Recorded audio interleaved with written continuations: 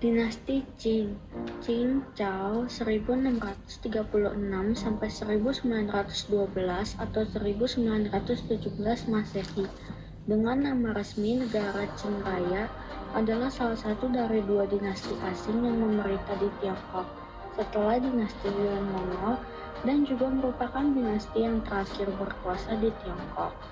Asing dalam arti adalah sebuah dinasti pemerintahan non-Han yang dianggap sebagai entitas Tiongkok pada zaman dulu. Dinasti ini didirikan oleh orang Manchuria dari klan Aisin Gioro. Jatuhnya dinasti Ming.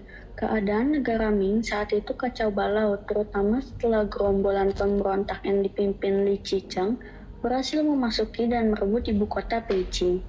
Kaisar dinasti Ming yang terakhir, Chongzhen, bunuh diri dengan gantung diri setelah membunuh seluruh keluarga kerajaan untuk menghindari tertangkap oleh para pemberontak. Peristiwa ini membuat dinasti Ming secara resmi berakhir. Li Qicheng mendirikan dinasti Sun dengan Xian sebagai ibu kota. Wu Sangwei, jenderal dinasti Ming yang menjaga gerbang Shanghai, menolak bergabung dengan Li Qicheng dan meminta bantuan bangsa Manchu di bawah pimpinan Pangeran Wen Tuoguang. Kesempatan ini diambil oleh pasukan-pasukan 8 bendera dinasti Qing untuk mengambil alih Beijing dan bergerak ke selatan. Jenderal Wu Sangwei membuka gerbang tembok besar dan pasukan 8 bendera dinasti Qing.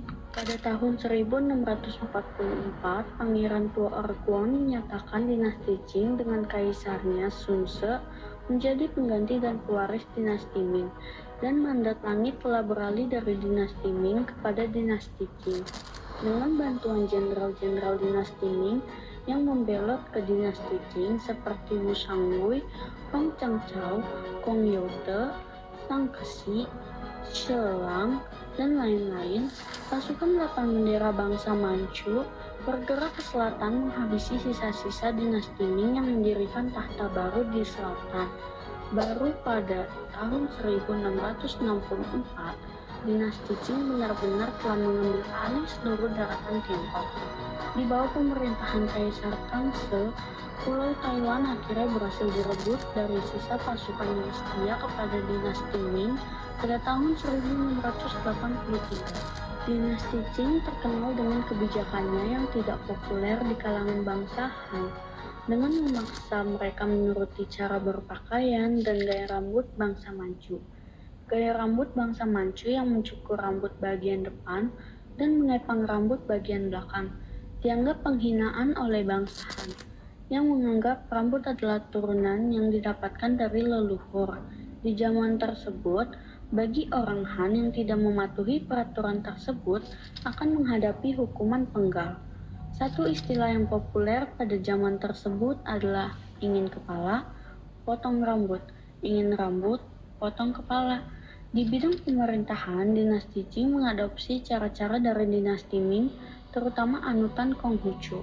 Walaupun pada awalnya pembauran antara bangsa Han dan Manchu dilarang untuk mempertahankan budaya dan ciri bangsa Manchu, pada akhir abad ke-19, bangsa Manchu sudah sangat membaur dengan bangsa Han dan kehilangan banyak identitas.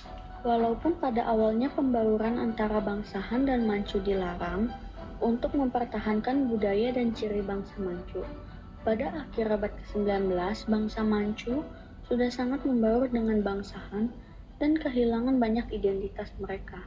Contohnya, bahasa Manchu yang lama-kelamaan digantikan hampir sepenuhnya dengan bahasa Mandarin, bahkan dalam lingkungan keluarga kerajaan.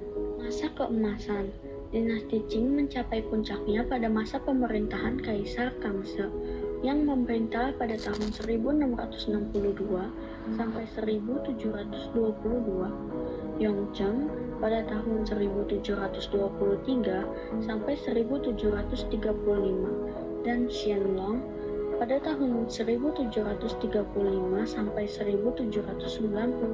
Pada tahun 1661, Kaisar Sun Ce meninggal pada usia 24 tahun dan digantikan oleh putra perempuannya, Haifeng. Sebagai Kaisar Kangxi, pada masa awal pemerintahannya, Kaisar Kangxi dibantu oleh 4 Tuan Wali dan dibina oleh neneknya, Xiaochuan.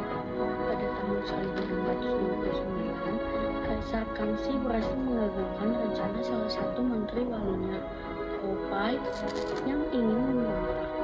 Ia juga berhasil meredam pemberontakan tiga raja muda, salah satunya adalah Lu Xiongnu yang diberi wilayah dan gelar pangeran Raja Sanya, dan pemberontakan suku-suku dari Mongolia. Taiwan yang dikuasai keluarga Zheng yang setia pada dinastinya berhasil dikuasai pada tahun 1683. Perjanjian perbatasan dengan Rusia juga dibuat pada tahun 1689. Meninggal Kaisar Kangxi pada tahun 1722, putranya yang keempat Pangeran terlahir Aishin Chuanwu Yingzheng, naik tahta sebagai Yongzheng. Pemerintahannya diwarnai dengan sengketa antara pangeran yang merasa naiknya Kaisar Yongzheng adalah rekayasa. Kaisar Yongzheng dikenal sebagai kaisar yang bekerja keras. Pada masa pemerintahannya, ekonomi negara Qin menguat. Pangeran Bao menggantikan ayahnya dengan era Xianlong pada tahun 1735. Pada masa pemerintahannya, wilayah Qin Raya diperluas oleh kesuksesan kampanye-kampanye militernya, yang dikenal sebagai 10 kampanye besar. Sayangnya, masa-masa akhir pemerintahannya tercemar oleh praktik korupsi oleh para pejabat, salah satunya oleh menteri kesayangannya, Hessen, dengan menunjukkan baktinya pada kakeknya Kaisar Kangxi. Kaisar Xianlong turun tahta dan menyerahkan tahta pada putranya yang ke-15, Pangeran Xia, Aishin Chuanwu Yingluo. Pangeran Xia menjadi Kaisar Qin. Korupsi yang mulai merajalela dalam pemerintahan pada masa akhir Kaisar Xianlong menandakan mulai melemahnya dinasti Qin.